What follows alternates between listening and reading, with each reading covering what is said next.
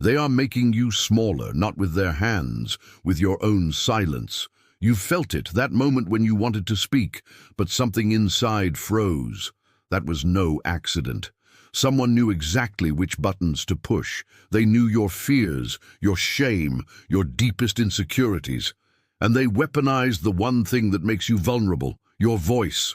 This is what they don't want you to understand. Control is not loud. Control whispers. It hides in the gaps between what is said and what is left unsaid. It lives in the way you've learned to make yourself small, apologize for existing, swallow words that could liberate you.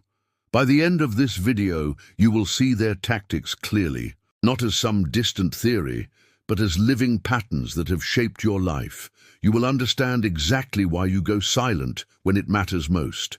More importantly, you will learn how to reclaim the thing they've spent years trying to steal, your voice. This is not about being louder. This is about becoming unbreakable. When you understand how silence is weaponized against you, everything changes. You stop being a passive participant in your own suffocation. You become the architect of your own liberation. The manipulator relies on one truth. The moment you name what is happening, their power breaks. They fear not your anger. They fear your clarity. In a world designed to keep you quiet, your voice is rebellion. And rebellion is what you deserve to become. What you are experiencing has a name. It is called coercive silence. Not the silence of peace, the silence of fear. Coercive silence is a psychological tactic designed to suppress your voice through anticipatory dread. You don't speak because you are already terrified of what will happen if you do. The manipulator doesn't always need to punish you. They just need you to believe they will. This belief becomes your cage. Here is how it works inside your mind and body. First, they establish a threat, subtle or explicit. You learn that speaking has consequences. Emotional withdrawal, anger, humiliation, abandonment. Your nervous system registers this as danger. Your brain begins to associate your own voice with threat. Over time, silence becomes your survival strategy. You feel safer when you disappear. The mechanism is neurological and psychological simultaneously. Your amygdala is hijacked. Your prefrontal cortex shuts down. The part of you that could reason, argue, defend yourself goes offline. What remains is only the animal instinct to freeze. This is not weakness. This is neuroscience. Your body is protecting you the only way it knows how. But the protection has become the prison. The mechanism repeats so many times that silence becomes your identity. You forget you ever had a choice. You are sitting at a dinner table. Someone you love is across from you. They ask you a simple question about your day. Your throat tightens. The words are there, alive inside you, desperate to be spoken. But you feel it rising. That old familiar weight in your chest. You know that if you tell them the truth, they will withdraw. They will become distant. They will make you feel foolish for caring about something they have already decided doesn't matter. So you smile. You say it was fine. You swallow the truth like a stone. It lands heavy in your stomach. You watch their face relax because you have performed compliance perfectly. And something inside you dies a little more. This is the moment that destroys you, not the moment they hurt you, the moment you hurt yourself by staying silent. Your body knows this violence intimately. It has learned to betray you preemptively. Later that night, you lie awake. The words you didn't say haunt you like ghosts. You replay the moment obsessively. You think of all the things you should have said, but you know you won't say them, because the cost of your voice is too high. Or so you believe. This belief is the chain, not their anger, not their rejection, your own surrender. You have internalized their control so completely that you no longer need them to silence you. You do it for them now. You are the architect and the prisoner of your own cage. And the cruelest part is that you have convinced yourself this is love. This is loyalty, this is the price of belonging, but it is not. It is erasure dressed up as devotion. The first mechanism is called anticipatory fear. It works like this. Your brain has a prediction system. It scans past experiences constantly. It asks one question: what happened last time I spoke? If the answer was pain, rejection, or shame, your amygdala floods your body with a warning signal before you even open your mouth. You feel the danger coming. But the danger is not real. It is a memory pretending to be a prophecy. Imagine a glass wall between you and the person you want to confide in. You can see through it clearly. You can see their face. But every time you try to touch the glass, electricity courses through your hand. After enough times, you stop trying. Your hand remembers the shock before your conscious mind can decide to reach out. This is anticipatory fear in action. It is your nervous system trying to protect you by predicting pain. The problem is that your nervous system is working with outdated information. It is still operating from the last time you were truly unsafe.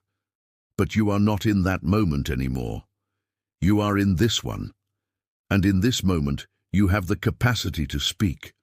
But your body does not yet know that. Your body is still bracing for impact. The first step to breaking this mechanism is understanding that the prediction is not destiny. It is an old story your nervous system learned to tell. The second mechanism is internalized oppression. This is where the real devastation happens. It is when you have swallowed the manipulator's voice so deeply that it becomes your own voice.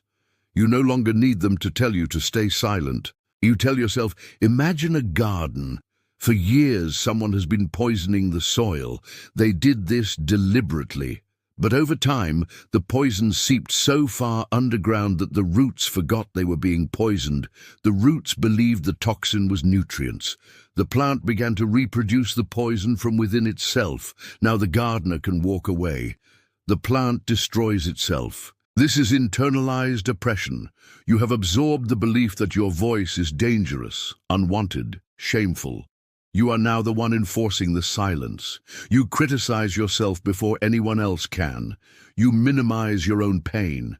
You laugh at your own suffering to make it seem smaller. You have become the interrogator of your own thoughts. Every word you form before speaking is already being interrogated by an internalized voice that sounds like reason, but is actually tyranny. The cruelest part is that this voice wears your face. It speaks in your accent. It knows exactly which insecurities will make you collapse. You cannot escape it because it is you, or so you believe. But it is not. It is only a voice you learned to inhabit. And what you learned, you can unlearn. But here is what you need to hear right now. Your silence was never cowardice, it was survival. Every time you swallowed your words, your nervous system was doing exactly what it was designed to do. It was keeping you alive. In a context where your voice was dangerous, silence was wisdom. Your body was intelligent. It learned the rules of the game and played it perfectly. Do not hate yourself for this. This is where most people get lost. They blame themselves for being silenced. They internalize the shame of their own suppression, but the shame belongs to the one who forced the silence, not to you. You were doing your best with the tools you had, and you survived. That is extraordinary. Now something is shifting inside you. You are beginning to feel the cost of that survival, the weight of all the words you never spoke, the grief of all the parts of yourself you had to hide. This feeling is not weakness, it is awakening. It is your true self knocking on the door of your consciousness. It is saying, I am still here, I am still alive, and I refuse to die silenced. This moment right now, listening to these words, is the beginning of your return.